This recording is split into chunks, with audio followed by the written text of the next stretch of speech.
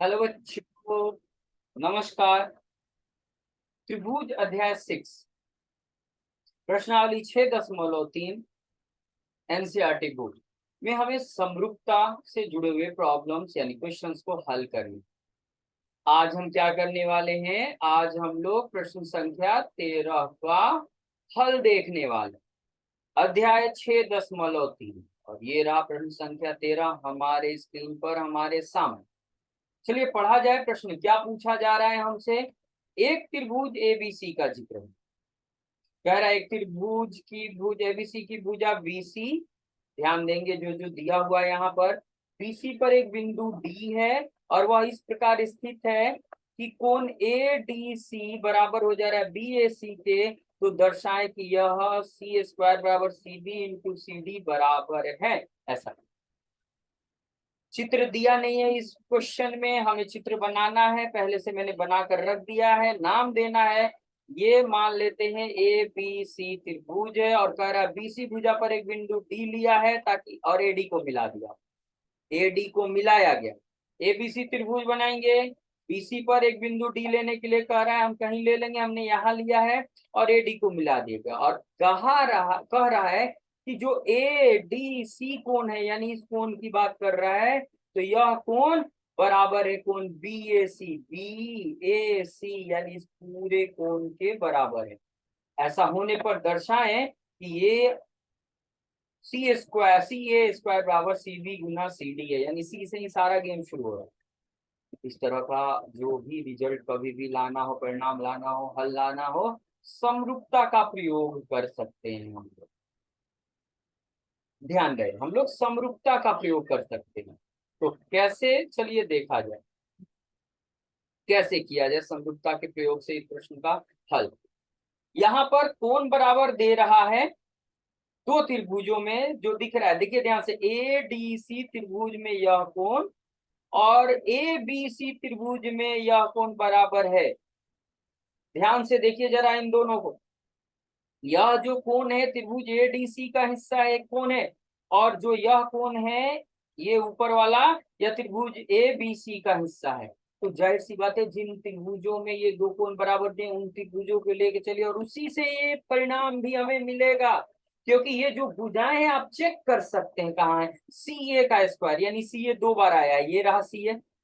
C B, सी से B ये पूरी भुजा, और सी डी ये देखिए। तो सी डी किस त्रिभुज में है? ए डी सी त्रिभुज में। सी ए किधर है?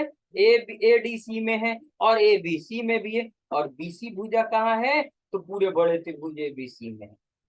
तो कभी कभी हमें चेक करना पड़ता है कि जो भुजाओं का अनुपात यहाँ या जो यहाँ शामिल किया गया इस संबंध में, यहाँ पर भुजाएं ली गई हैं, वो किन किन त्रिभुज के हिस्से हैं, कौन कौन से त्रिभुज का हिस्सा है, वो सारा जो भी भुजा लिया गया है। तो देखिए सी डी हो रहा है ये छोटे भुजा ए डी सी में, और बी सी हो रहा है, सी बी हो रहा है बड़े भुजा ए त्रिभुज ए बी सी में। तो बस इन्हीं दोनों को लेकर चलना है, जो दिया है उसका आधार पर बड़ी आसानी से ये हो जाएगा। क्या करेंगे हम? त्रिभुज क्या लेंगे? ए बी सी, उसको हम पढ़ेंगे कैसे? बी ए सी, तथा त्रिभुज हम लेंगे फिर बी ए सी ले लिया, और फिर लेंगे ए डी सी, ये ले, ये दो त्रिभुज ले लिया, एडीसी और बी ए सी। ओके, चलिए आगे बढ़ा जाए बंधु। दिया हुआ है क्या?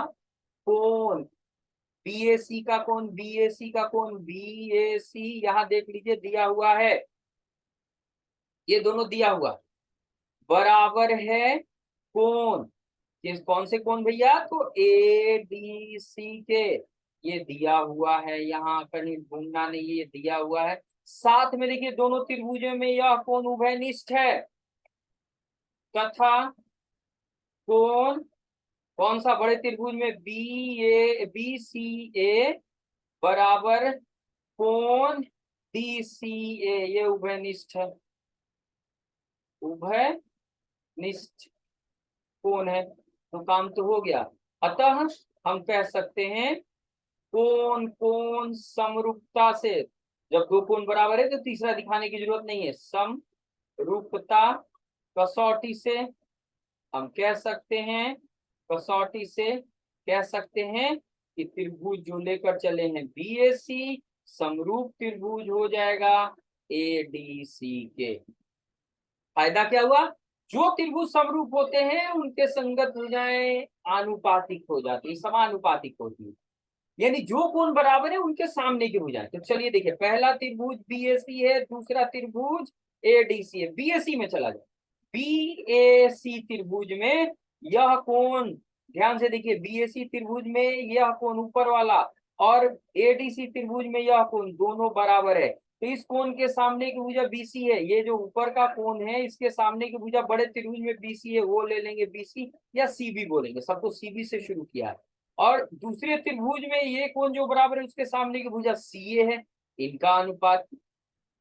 फिर आइए आगे, जो ये कोण है कॉमन, इसकी जरूरत नहीं है क्योंकि इसके सामने की भुजा ए बी हमारे इस आंसर में आया ही नहीं है, तो हम नहीं लेंगे। तीसरा एक कोण बच रहा है, वो कौन सा कोण है, जब दो कोण बराबर तीसरा कोण बराबर हो जाएगा ये दोनों कोण। तो बड़े त्रिभुज में बी के सामने की भुजा सीए है, याद रखेंगे जो कोण बराबर होते हैं उन्हीं के सामने की भुजाएं अनुपात में ली जाती है। जो पहले त्रिभुज की भुजा पहले, दूसरे त्रिभुज की भुजा बाद में, सी भी लिए हैं पहले त्रिभुज से तो यहाँ सी ए भी पहले त्रिभुज से लेंगे, और फिर इसके सामने की भुजा सी डी, और तिरछा तिरछी गुना यानी क्रॉस मल्टीप्लाई ऐसे कर दीजिए, काम हो जाएगा आपका।